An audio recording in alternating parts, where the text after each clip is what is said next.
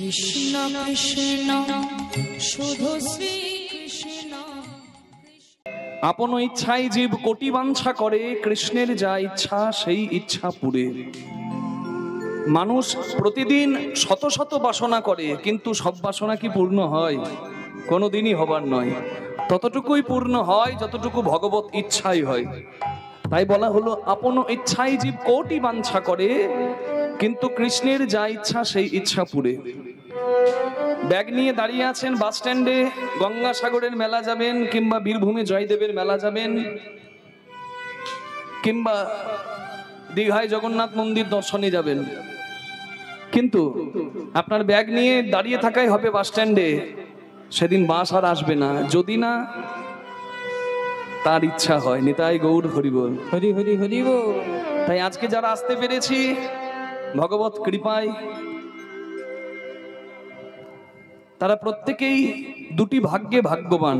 একটি হলো সুকৃতি, অর্থাৎ কিছু পুণ্য কর্মের ফল, কিছু ভালো কাজ করেছে তাই ভগবানের কথা শোনার, এই মায়াবদ্ধ সংসারের মাঝে বসেও ভগবানের কথা শোনার সৌভাগ্য পেয়েছি। আরেকটি হলো কৃপা। কৃপা অর্থাৎ সাধুগুরু বৈষ্ণব গুরুজন মা বাবার আশীর্বাদ। এই কৃপা আর সুকৃতি না থাকলে হরিবাসরে স্থান পাওয়া যায় না। তাই আমাদের সৌভাগ্য তো নিশ্চয়ই। তাই তো আমরা এখানে বসে আজকে ভগবানের কথা শুনবো, হরি কথা শুনবো, শাস্ত্র কথা শুনবো, যে কথা মানুষের পথ পরিবর্তন করে দেয়, বিপদগামী মানুষকে ভালো পথে আনে, যে কথা পথ চলা সুন্দর করে, যে কথা মানুষের চরিত্র গঠন করে, যে কথা অন্তরে ভক্তি জাগিয়ে দেয়, সেই কথাই তো কীর্তনের কথা। হরি বল। নাম লীলা গুণাদিনাং উচ্চৈ ভাষা তু কীর্তনম।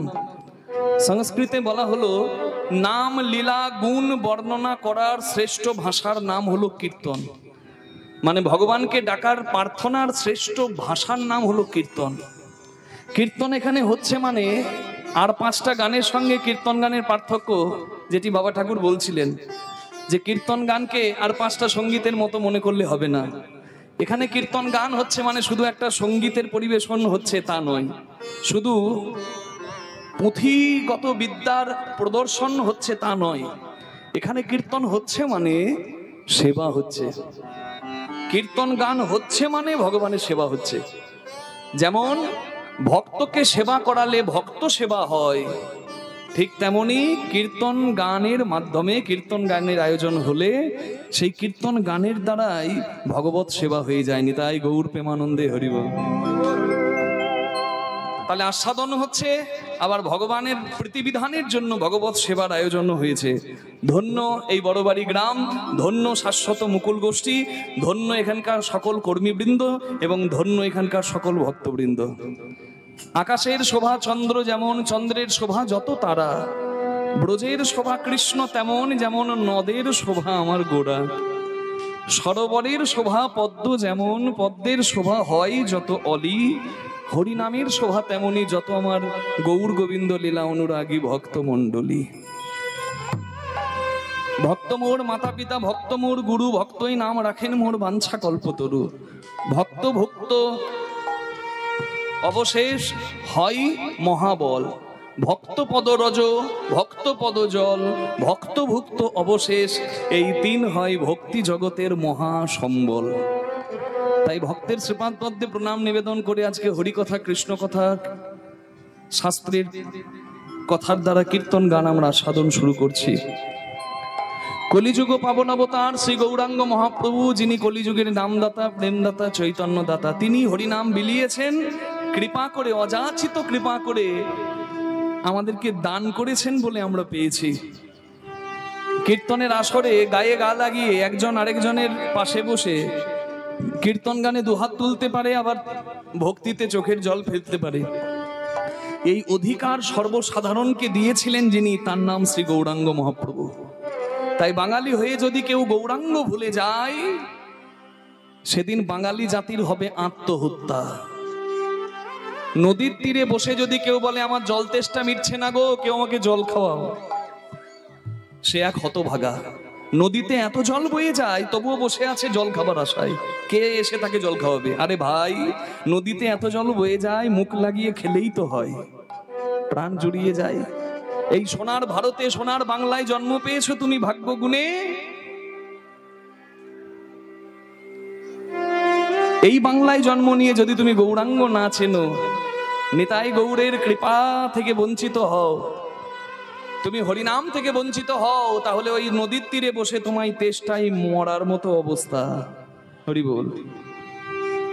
তাই ভজ ভজ একবার নিতাই ভজ, ভজ ভজ একবার নিতাই ভজ, ভজ ভজ একবার নিতাই ভজ, ভজ ভজ একবার নিতাই ভজ, ভজ ভজ একবার গৌর ভজ, ভজ ভজ একবার নিতাই ভজ, ভজ ভজ একবার গৌর ভজ, ভজ ভজ একবার নিতাই ভজ। আমার গৌর ভজলে ব্রজে যাবে, ভজ একবার গৌর ভজ, আমার গৌর ভজিলে ব্রজে যাবে, ব্রজে রাধা কৃষ্ণ চরণ পাবে, ভজিলে ব্রজে যাবে রাধা কৃষ্ণ চরণ পাবে, গৌর ভজিলে ব্রজে যাবে রাধা কৃষ্ণ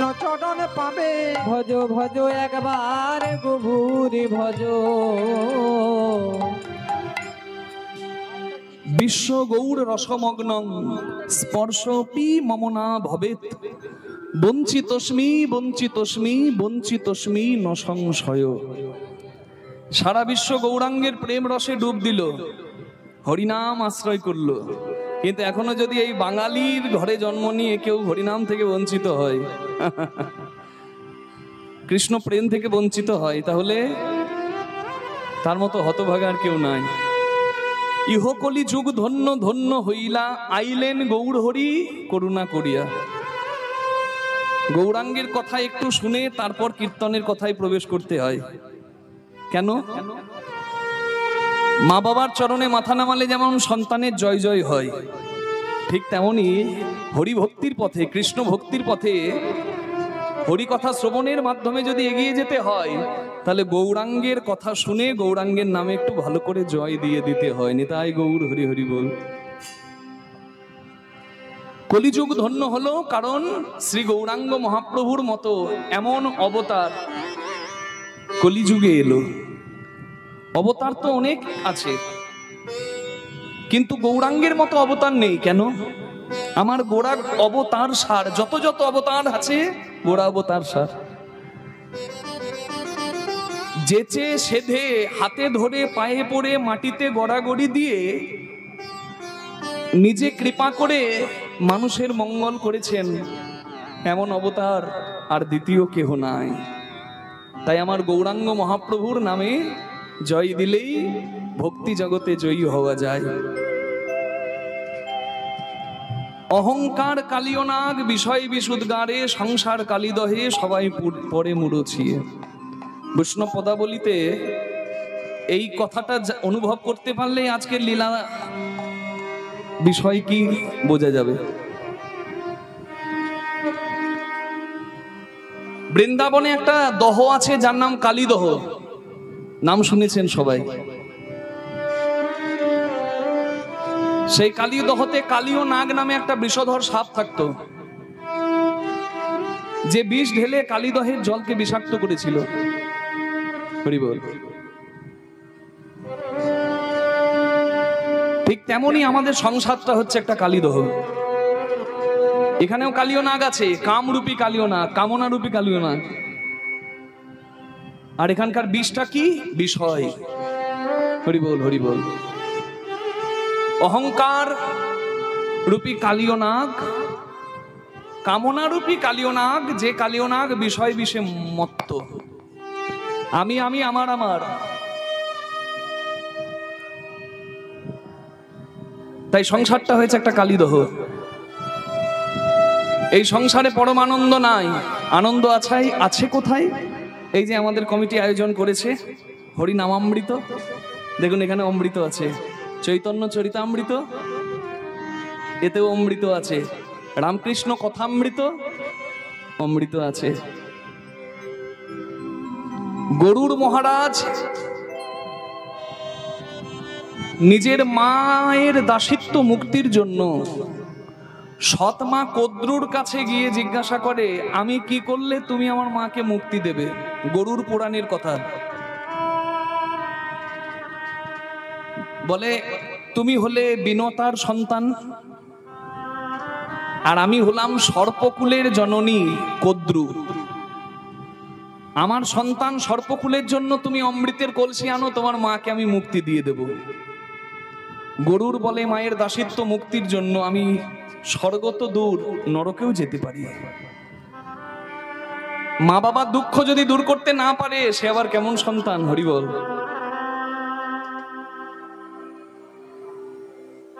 গরুড় মহারাজ ইন্দ্রকে যুদ্ধে পরাজিত করে অমৃতের কলসি আনলেন মর্তধামে।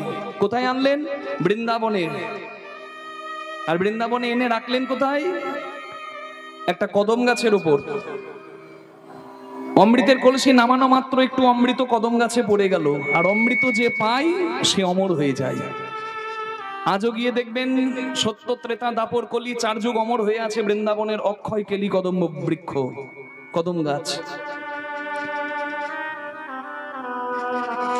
গরুড় মহারাজ অমৃতের কলসিটি বৃক্ষের নামিয়ে মনে মনে ভাবছেন যে সাপেদের জন্য অমৃত তো আনলাম, কিন্তু সাপেরা যদি অমৃত খায় তাহলে তো আর পৃথিবীতে কেউ বাঁচবে না।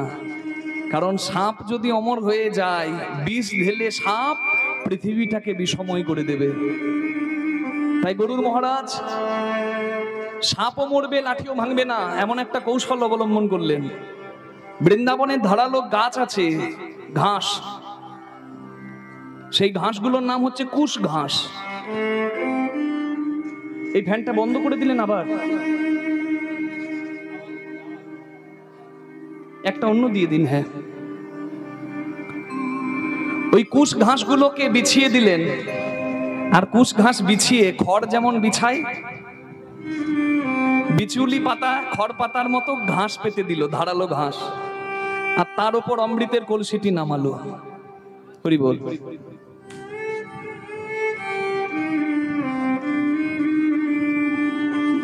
অমৃতের কলসিটি নামিয়ে সৎমা কদ্রুর কাছে গিয়ে বলল, মা তুমি বলেছিলে আমি যদি অমৃতের কলসি আনতে পারি আমার মা বিনতা দেবীকে তুমি মুক্তি দেবে। এই দেখো আমি কাজ করেছি, এবার আমার মাকে মুক্ত করো।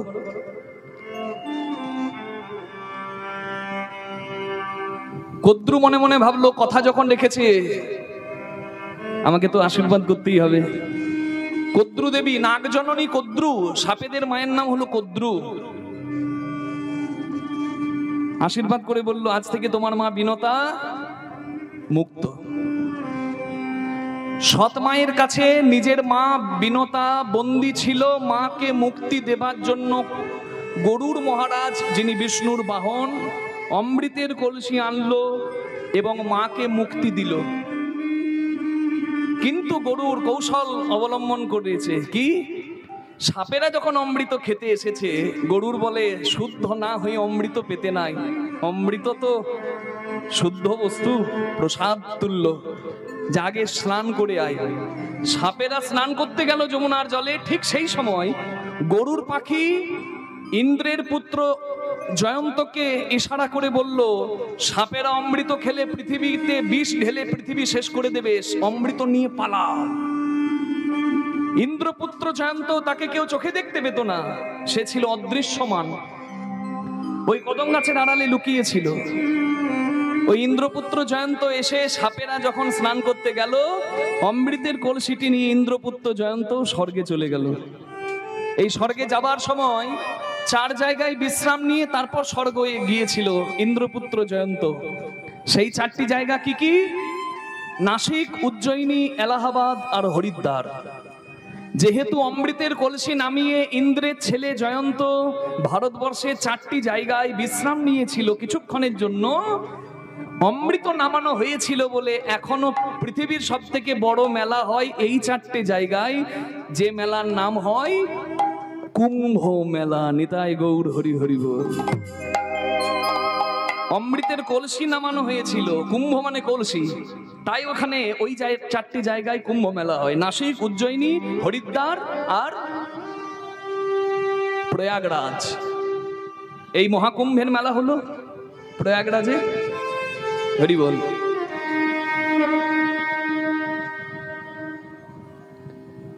সাপেরা অমৃত পাবে বলে স্নান করে যখন এলো, সাপেরা অমৃত পেল না। অমৃত তো নাই, চলে গেছে। সাপেরা কি করছে, মনে মনে ভাবছে যে অমৃত যে জায়গায় নামানো ছিল সেই জায়গায় যদি এক ফোঁটা অমৃত পড়ে থাকে সেটা পেলেও তো লাভ। সাপেরা জিভ দিয়ে ওই ঘাসের স্থানটাকে লেহন করতে লাগলো, আর ধারালো ঘাসের আঘাতে সাপেদের জিভগুলো কেটে দুখণ্ড হয়ে গেল। সেই থেকে আজও সাপেদের জিভ 2টি ভাগে বিভক্ত। আমরা গরুর পুরাণের এই কথাটাই, কাহিনীটা শুনলাম, এর থেকে শিক্ষাটা কি? সাপেরা অমৃত মনে করে ঘাস চাটলো, জিভ কাটলো, রক্ত ঝরলো, কিন্তু অমৃত পেল না। ঠিক আমাদের একই অবস্থা। আমরাও অমৃত পাবো মনে করে, পরম আনন্দ পাবো মনে করে সংসারটাকে একবারে আগলে ধরছি, কিন্তু বিচার করে দেখছি হাই হাই, এতে তো অমৃত নাই। যত দিন যায় জ্বালা তত বেড়ে যায়নি। তাই গৌর হরি বল। ওখানে অমৃত নাই, সংসার শুধু সঙ্গে ভর্তি, সার তো তাতে নাই। তাহলে যে সংসার হলো না ভাই। সার কি? সার হচ্ছে গৌর গোবিন্দের চরণ। হরি বল। হরিনামামৃত, সংকীর্তনামৃত, চৈতন্য চরিতামৃত, এই অমৃত যদি সংসারে থেকে কেউ গ্রহণ না করে তাকেও জ্বলে পুলে ওই সাপেদের মতো মরতে হবে। নিতাই গৌর প্রেমানন্দে হরি হরি হরি বল। তাই এত সুন্দর সৌভাগ্য যখন আমরা পেয়েছি, এত সুন্দর আয়োজন যখন করা হয়েছে এখানে, আমরা কেন বঞ্চিত হব? আজকে সবাই একটু সেবা করব। 2টি বাহু তুলে সবাই আমরা একসঙ্গে বলবো, ভজ গৌরাঙ্গ কহ গৌরাঙ্গ লহ গৌরাঙ্গের নাম রে। ভজ গৌরাঙ্গ কহ গৌরাঙ্গ লহ গৌরাঙ্গের নাম রে। যে জন গৌরাঙ্গ ভজে সে হয় আমার প্রাণ রে। যে জন গৌরাঙ্গ ভজে সে হয় আমার প্রাণ রে। যে জন গৌরাঙ্গ ভজে সে হয় আমার প্রাণ রে। ভজ গৌরাঙ্গ কহ গৌরাঙ্গ। সবাই 2টি বাহু তুলে বলুন, নিতাই গৌর হরি বল। নাম রে।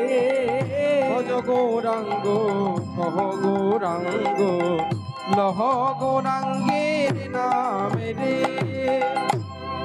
দিন গেলে গৌরাঙ্গ ও গোছে বলে একবার রে। দিন গেলে গৌরাঙ্গ যে বলে একবার রে। সেজন আমার হয় আমি হই তার রে। সেজন আমারও হয় আমি হই তার রে। ভজ গৌরাঙ্গ কহ গৌরাঙ্গ লহ গৌরাঙ্গের নাম রে। ভজ গৌরাঙ্গ কহ গৌরাঙ্গ লহ গৌরাঙ্গের নাম রে। আমরা তো বলছি, কিন্তু আনন্দটা বেশি বেড়ে যাবে যখন সবাই অংশগ্রহণ করবে। বেশি কঠিন কিছু নয় মা। কি বলতে হবে? ভজ গৌরাঙ্গ কহ গৌরাঙ্গ লহ গৌরাঙ্গের নাম রে। যে জন গৌরাঙ্গ ভজে সে হয় আমার প্রাণ রে। সবাই জানেন, তা সবাই 2টি হাত একটু কষ্ট করে তুলে করতালি সেবা আর মুখে নাম একসঙ্গে করুন না, দেখি কেমন হয়। সবাই বলুন, ভজ গৌরাঙ্গ কহ গৌরাঙ্গ লহ গৌরাঙ্গের নাম রে। বলুন, ভজ গৌরাঙ্গ কহ গৌরাঙ্গ। বাহ, খুব সুন্দর হচ্ছে। এবার বলুন, যে জনা গৌরাঙ্গ ভজে সে হয় আমার প্রাণেরে, যে জনা গো। বাহ, খুব সুন্দর। আরেকবার হোক, যে জনা গো। বাহ, এই তো বৃন্দাবন, এই তো নবদ্বীপ। হরি বল, একসঙ্গে ভজ গৌরাঙ্গ কহ গৌরাঙ্গ, লহ গৌরাঙ্গের নাম রে, ভজ গৌরাঙ্গ কহ গৌরাঙ্গ, লহ গৌরাঙ্গের নাম রে, ভজ গৌরাঙ্গ কহ গৌরাঙ্গ, লহ গৌরাঙ্গের নাম রে, ভজ গৌরাঙ্গ কহ গৌরাঙ্গ, লহ গৌরাঙ্গের নাম রে, ভজ গৌরাঙ্গ কহ গৌরাঙ্গ, লহ গৌরাঙ্গের নাম রে, ভজ গৌরাঙ্গ কহ গৌরাঙ্গ, লহ গৌরাঙ্গের নাম রে, হরি ভজ গৌরাঙ্গ কহ গৌরাঙ্গ, হরি লহ গৌরাঙ্গের নাম রে, হরি লহ গৌরাঙ্গের নাম রে, লহ গৌরাঙ্গ গৌর হরি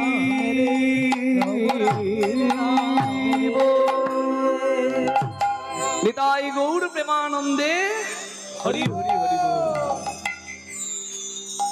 অহংকার কালিও নাগ বিষয় বিষ উদ্গারে সংসার কালিদহে, যখন সবাই পড়ে মুরছিয়ে, সবাই যখন সংসার বিষে মরছে, জ্বলে পুড়ে মরছে, আমার গৌরাঙ্গ মহাপ্রভু কৃপা করলেন। কি করলেন জানেন? তা দেখি গৌর হরি করুণা করিয়া হরিনামামৃত দিলেন ঘরে ঘরে গিয়া। হ্যাঁ, হরি বল। গৌরাঙ্গ মহাপ্রভু দিলেন, ছিল গোলকে আনলেন ভুলোকে, আর অকাতরে বিলিয়ে দিলেন কি? এ যে আনারস আনারস, এ যে আনারস আনারস, এ যে আনারস আনারস, এ যে আনারস আনারস আনারস, আনারস ওই 60 টাকায় এক পিস ফলের দোকানের ওই আনারস নয়, এ যে সেই আনারস আনারস, এ যে আনারস আনারস, সেই গোলকে হতে ভুলোকে, আনারস আনারস, ওই গোলকে হতে ভুলকে, আনারস আনারস, যে রসের নাম ভক্তি রস, যে রস বিনা কৃষ্ণ চরণে স্থান হয় না। ছিল গোলকে রস, এলো ভুলোকে এই পৃথিবীতে আমরা পেলাম। তা কি করব? কি করব? লুটে নাও লুটে নাও, তোমরা লুটে নাও লুটে নাও, তোমরা লুটে নাও লুটে নাও, তোমরা লুটে নাও লুটে নাও, দেখো হরি নামে লুট এসেছে, তোমরা লুটে নাও লুটে নাও, ওই হরি নামে কিভাবে নেব? বলে বদন ভরে বাহু তুলে, হরি হরি হরি বলে, হরে হরি বলে, হরি হরি হরি বলে, হরে হরি বলে, আনন্দে বাহু তুলে, হরে হরি বলে, তোমরা লুটে নাও লুটে নাও। চৈতন্য মহাপ্রভু মোটা মোটা বই লেখেননি। শ্রী গৌরাঙ্গ মহাপ্রভু কটা বাণী বলেছেন। শিক্ষা স্টোক নামে একটা জায়গায় সেগুলো লিপিবদ্ধ করা আছে। 8টা শ্লোক, তার মধ্যে একটা শ্লোক কি জানেন? তৃণাদপি শুনিছেন তররিব সহিষ্ণুনা আমানি না মান দেন কীর্তনীয় সদাহরি। ছোট হও বড় হবে, ধৈর্য রাখো মহান হবে, ভালোবাসা দাও ভালোবাসা পাবে। আর যদি আলাদা করে সময় নাও পাও, সংসার কাজের মাঝেই তুমি হরি স্মরণ করো, তোমার কর্মটাই তোমার ধর্ম হবে। একই কথা কৃষ্ণ ভগবানের। গীতায় ভগবান অর্জুনকে বলছেন, যদ করসি যদাসনাসি যদ জুহোসি দদাসি যদ তপস্যসি কন্তেও তৎকুরুষ মদ অর্পণম। Whatever you do, whatever you eat, whatever you finance, do it, Arjun, as an offerings unto me. তুমি যা করার তুমি করো, তুমি যা গ্রহণ করো, তুমি যা করো আমাকে স্মরণ করো। মানে বিশ্বকর্মা দেবের হাতে দেখলেন বিশ্বকর্মা পূজার সময় দাড়িপাল্লা ছিল। দাড়িপাল্লার দুদিকে কি থাকে? একদিকে জ্ঞান, একদিকে কর্ম। আর বিশ্বকর্মা দেখাচ্ছে কি করে ব্যালেন্স করতে হয়। মানে কি? দেব কারিগর বিশ্বকর্মা, শিল্পী জগতের চূড়ামণি, যার থেকে কারিগর জগতে এসেছে, সেই বিশ্বকর্মা বলছে একদিকে জ্ঞান, একদিকে কর্ম। তাকিয়ে দেখো, জ্ঞান আর কর্মের ব্যালেন্স যার নাই, তার জীবন সুন্দর নয়। জ্ঞান বেশি, কর্ম নাই। জ্ঞান শূন্য, কর্মের দাম নাই। কর্ম শূন্য, জ্ঞানেরও দাম নাই। মানে কি? জঙ্গি ও বন্দুক ধরে মানুষ মারে, সেও কাজ করে, কিন্তু সে জানে না সে কি করে। সে সর্বনাশ করে, তার ওই কর্ম পাপাচার। তাহলে ওই কর্মের মূল্য নাই। আর কর্মশূন্য জ্ঞান।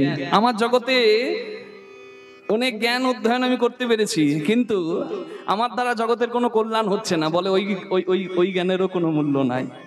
তোমার জ্ঞানে যখন জগৎ কল্যাণ হবে, বিশ্বকর্মা বিশ্ব কল্যাণ যজ্ঞের সময় নিজের বলিদান দেবার জন্য এগিয়ে এসেছিল, অন্য কেউ যেতে পারেনি।